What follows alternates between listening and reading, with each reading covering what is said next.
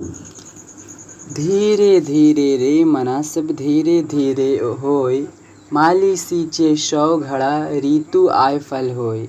अर्थात कहा जाता है कि हम लोग कोई भी कार्य बहुत धैर्य के साथ करनी चाहिए, उसमें किसी भी प्रकार की जल्दबाजी नहीं लानी चाहिए। क्योंकि एक माली जो है एक आम के पेड़ को या किसी भी फल के पेड़ को सींचते रहता है साल भर, परंतु उसमें फल तभी आती है जब उसका मौसम आता है। तो ठीक उसी प्रकार मनुष्य को अपना मेहनत सतत करते रहना चाहिए। जब परिणाम आएगी तो बहुत अच्छी आएगी। आप सभी का फिर मैं अपने प्यारे से चैनल संस्कृत जगत में स्वागत करता हूं। मैं आपका प्यारा शिक्षक अमन कुमार फिर से एक नए टॉपिक के साथ आपके सामने प्रस्तुत हूं।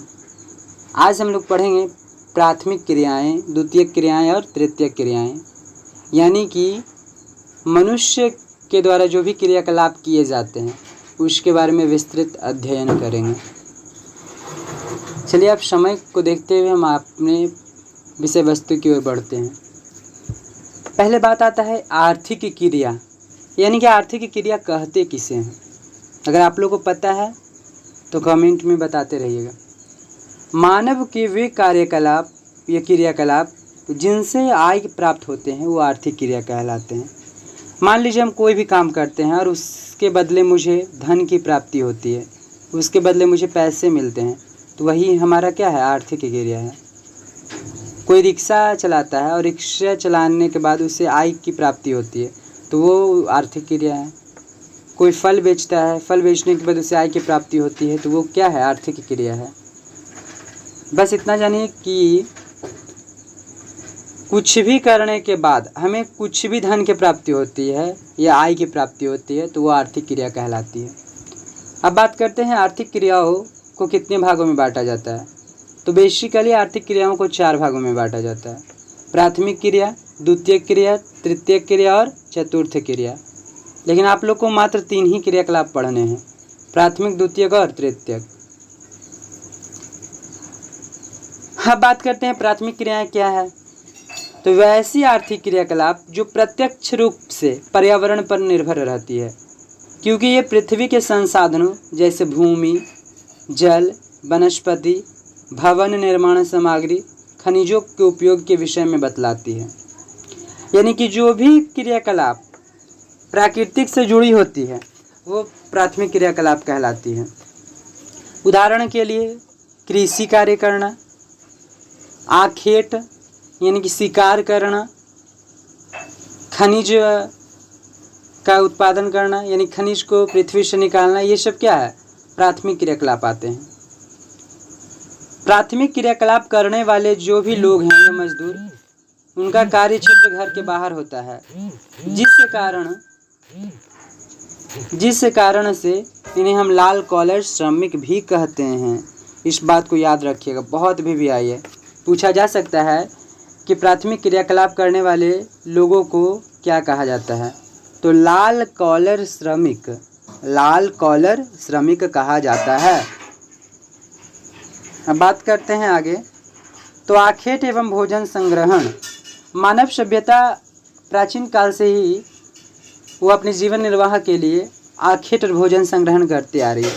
अगर आप आदि काल में चले जाएं, प्राचीन काल में, तो उस समय मनुष्य क्या करता था, ना उतना खेती करता था और ना ही उतना किसी प्रकार का कोई डेवलपमेंट हुआ था। मनुष्य अपने जीविकोपार्जन के लिए शिकार करते थे, कच्चे मांस का सेवन करते थे और साथ ही साथ भोजन संग्रहण यानी कि भोजन को इकट्ठा कर करके अपने बच्चों का पालन पोषण करते थे। इनका जीवन निर्वहन वही 2 क्रियाकलाप पर निर्भर रहता था, भोजन संग्रहण पर और पशुओं का शिकार करने पर। अति शीत एवं अत्यधिक गर्म प्रदेशों के लोग आखेट द्वारा जीवन यापन करते थे और आज भी बहुत सारे ऐसे क्षेत्र हैं जहां पशुओं का शिकार किया जाता है।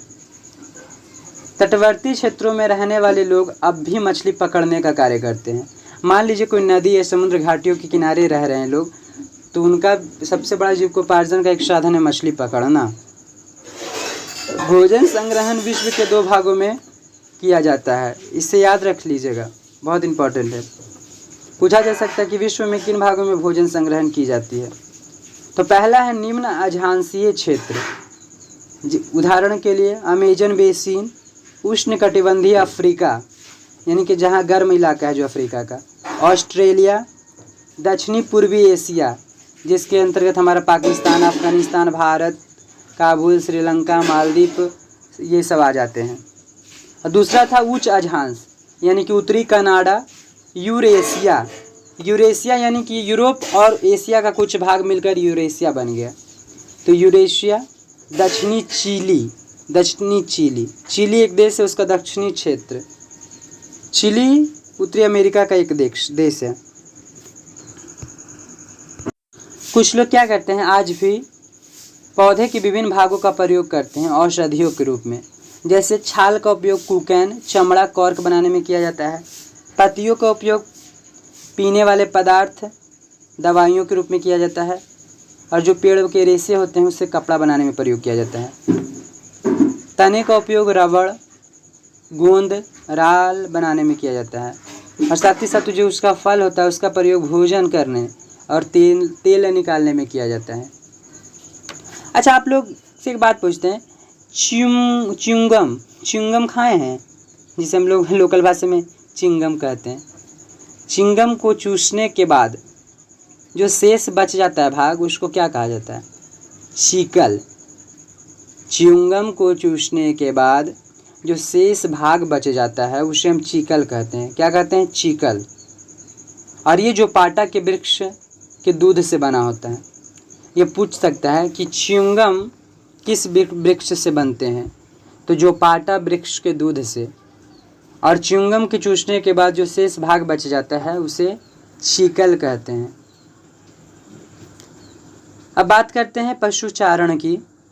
तो हमने अभी बात किया कि पशुचारण पहले बहुत अधिक हुआ करते थे और आज भी पशुपालन बहुत अधिक है। भौगोलिक कारकों और तकनीकी विकास के आधार पर वर्तमान समय में पशुपालन व्यवसाय, निर्वहन अथवा व्यापारिक स्तर पर बांट दिया गया है। इसे दो भागों में बेसिकली बांटा गया है। पहला है चलवासी पशुचारण, दूसरा है वाणिज्यिक पशुचारण। यानी कि चलवासी पशुचारण में क्या होता है, इसमें पशुचारक अपने भोजन, वस्त्र, शरण, औजार, यातायात के लिए एक स्थान से दूसरे स्थान पर भ्रमण करते रहते हैं। ये स्थिर नहीं रहते हैं। वे अपने पालतू पशुओं के साथ पानी, भोजन के तलाश में स्थान को बदलते रहते हैं। इन पशुचारक वर्गों के अपने अपने निश्चित चरागाह क्षेत्र होते हैं। उष्णकटिबंधीय अफ्रीका में गाय, बैल प्रमुख पशु है। ये बहुत भी हम बता रहे हैं।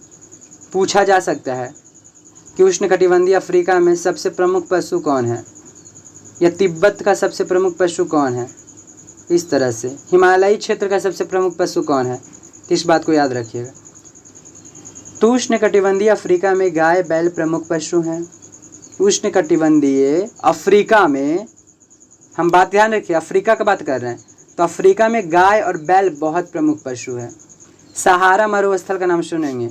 सहारा एवं एशिया के मरुस्थलों में भेड़, बकरी और ऊँट प्रमुख पशु है।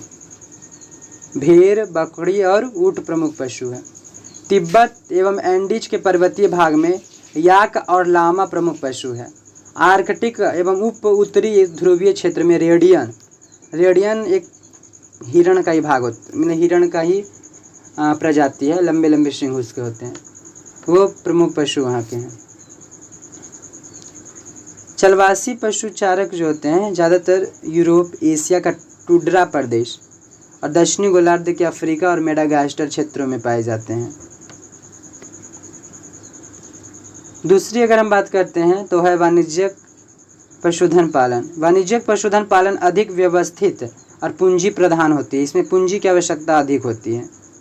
ये जो पालन होता है ये फॉर्म बनाकर किए जाते हैं, नहीं कहते हैं फॉर्म है। मुर्गी पालन होता है तो उसका फॉर्म बनाया जाता है, बकरी पालन है तो फॉर्म बनाया जाता है। तो ठीक उसी प्रकार इसमें संपूर्ण क्षेत्र को छोटी छोटी इकाइयों में विभाजित कर दिया जाता है और चारागाह के लिए नियंत्रित क्षेत्र या बाड़ बना दिया जाता है और अलग अलग बाड़ में अलग अलग दिन चराया जाता है। वाणिज्य पशुधन पालन में पशुओं की संख्या भी चारागाह की क्षमता के अनुसार ही रखी जाती है। यह एक विशिष्ट गतिविधि है जिसमें केवल एक ही प्रकार के पशु पाले जाते हैं। अगर कोई गाय पाल रहा है तो सिर्फ वहाँ गाय ही रहेगा, कोई बकरी पाल रहा है तो सिर्फ बकरी, कुत्ता तो सिर्फ कुत्ता, घोड़ा तो सिर्फ घोड़ा, इस तरह से पाले जाते हैं। पशुधन को यहाँ वैज्ञानिक आधार पर व्यवस्थित किया जाता है और ऐसे पशु पालन ज़्यादातर न्यूजीलैंड, ऑस्ट्रेलिया, अर्जेंटीना, उत्तरी अमेरिका जैसे देशों में की जाती है। अब बात करते हैं कृषि की। तो आप लोग को पता है कि कृषि किसी विस्तृत भूभाग पर उगाए जाने वाले फसल को कहते हैं और कृषि को भी बहुत भागों में बांट दिया जाता है। जैसे निर्वहन कृषि, इसे आदि काल में बहुत अधिक किया जाता था और आज भी किया जाता है। निर्वहन कृषि को दो भागों में बांटा गया है। एक है आदिकालीन निर्वहन कृषि, दूसरा है हमारा जो अभी का गहन निर्वहन कृषि। तो आदिकालीन निर्वहन कृषि में क्या होता था, इसमें लोग स्थानांतरणशील कृषि करते थे, यानी कि एक जगह स्थिर रहकर कृषि नहीं करते थे, जिसे हम लोग झूमिंग कृषि भी कहते हैं। भारत के उत्तरी पूर्वी भाग में आदिकालीन निर्वहन कृषि को झूमिंग कृषि कहते हैं। वहीं मध्य अमेरिका में इसे मिल्पा कहते हैं, मैक्सिको में भी इसे मिल्पा कहते हैं, मलेशिया व इंडोनेशिया में लदांग कहते हैं। बहुत इम्पोर्टेंट है भाई, इस बात को बहुत आप लोग जहन में बैठा लीजिएगा कि आदिकालीन या निर्वहन कृषि को उत्तरी पूर्वी भारत में क्या कहते हैं, तो झूमिंग कृषि कहते हैं। मध्य अमेरिका में इसे मिल्पा कहा जाता है, मैक्सिको में मिल्पा कहा जाता है, मलेशिया इंडोनेशिया में क्या इसे कहा जाता है, लदांग। और इसका दूसरा नाम दहन कृषि और कर्तन कृषि भी होती है।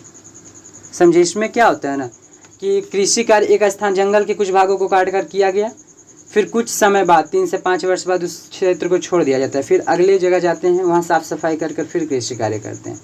फिर जब इधर की उर्वरा शक्ति फिर वापस आ जाती है, फिर वहाँ आप लौट आते हैं।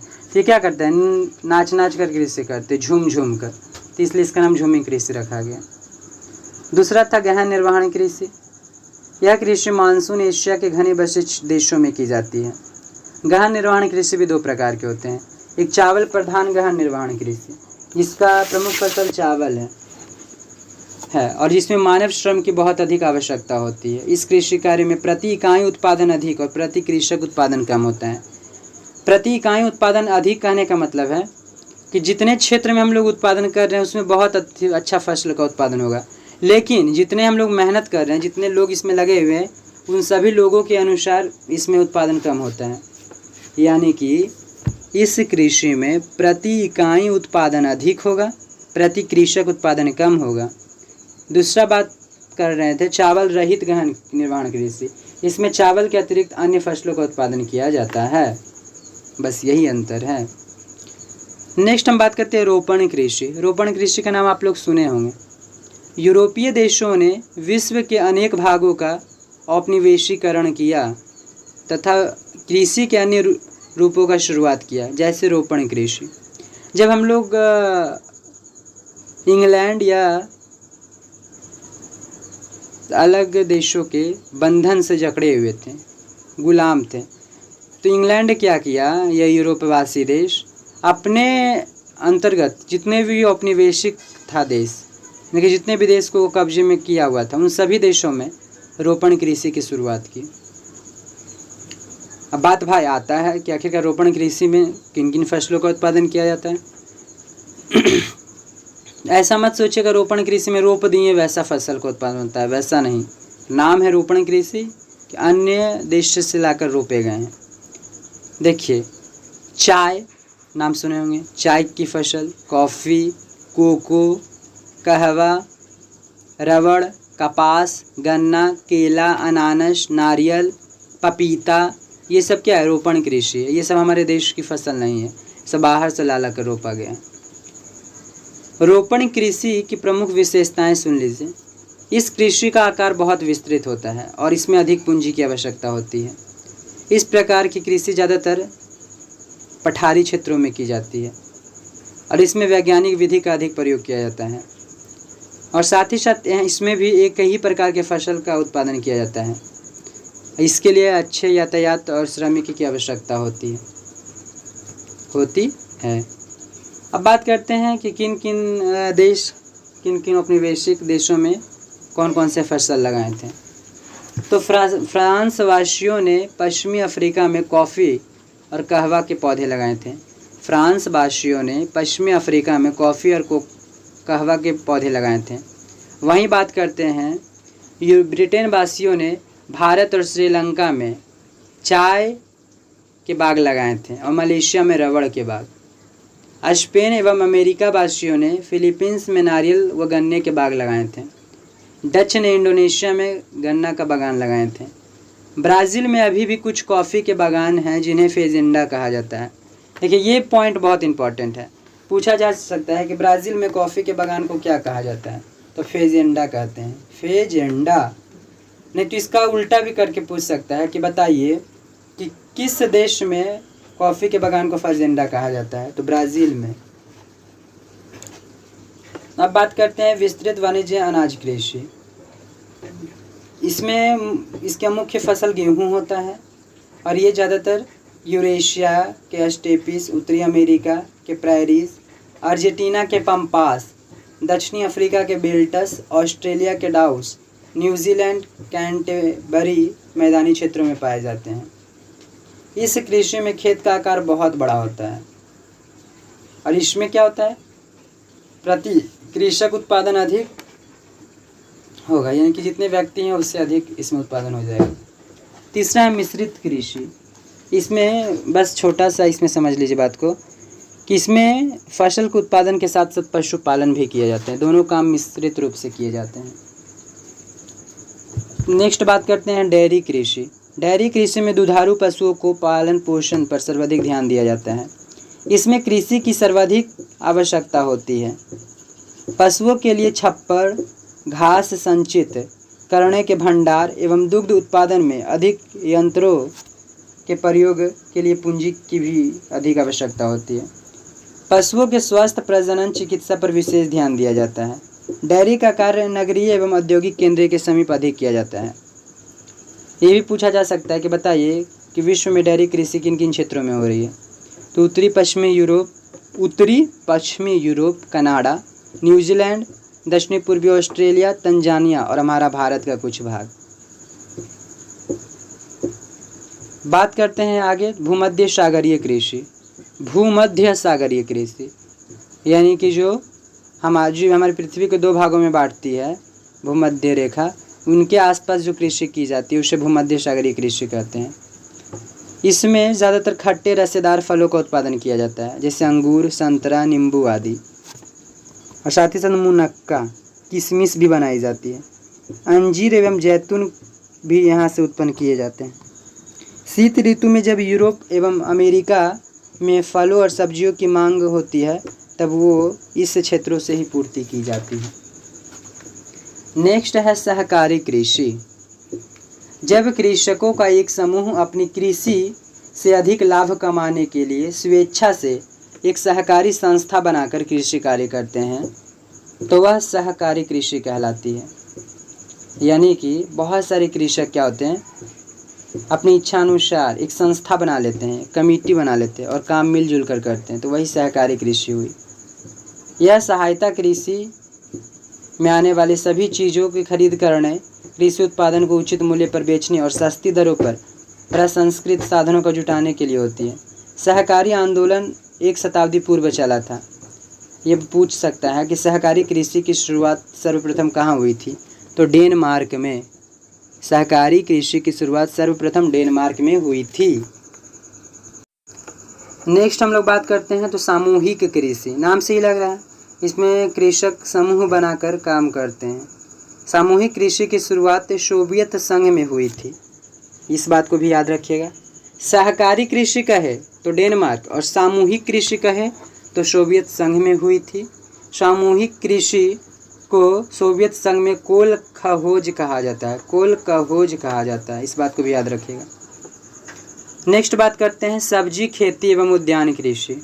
नाम से ही लग रहा है इसमें सब्जी का और फूल फल वगैरह का अधिक उत्पादन किया जाता है। इस प्रकार की कृषि ज़्यादातर उत्तरी पश्चिमी यूरोप, संयुक्त राज्य अमेरिका का उत्तरी पूर्वी भाग और भूमध्य सागरीय प्रदेश, जहाँ अभी हमने बताया खट्टे रसेदार फलों का अधिक उत्पादन किया जाता है, उन क्षेत्रों में की जाती है। नेक्स्ट बात करते हैं नीदरलैंड।